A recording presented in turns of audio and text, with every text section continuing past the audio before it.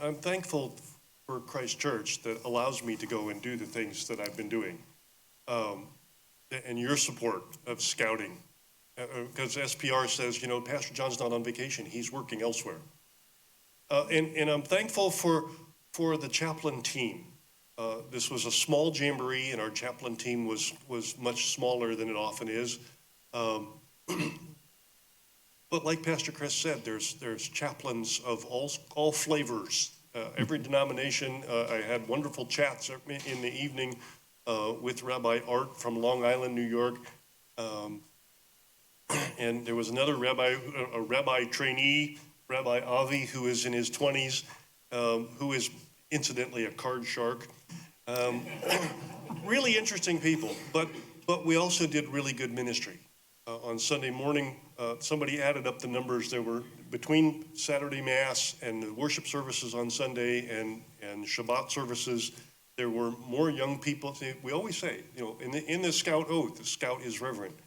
And there were more Scouts in church than showed up to the big base camp bashes, the big parties and concerts that they had. So the Scouts value their worship services and the access to faith, but we did good ministry outside of church as well. Often would run into Scouts walking along and just ask them, how you doing? Are you having a good jamboree? Remind them that chaplains are available all over. All the chaplains wore white hats. So anywhere you were, if you needed to talk to somebody, find somebody in a white hat. We make it as simple as possible. But early in the first week, we had a couple of young men, brothers, who were in tears, one of them, ready to go home. They had already called their parents. Their parents were in the car in Chicago on their way to West Virginia to bring their kids home. And so we had a talk with them.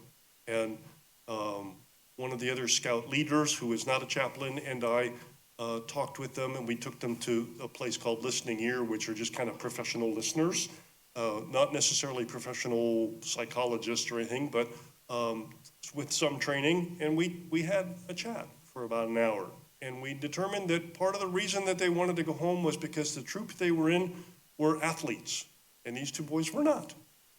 And so the athletes wanted to do all the physical things. They wanted to go to aquatics and the climbing wall and the zip lines and the mountain bikes and all kinds of stuff. And these two guys said, we want to get merit badges.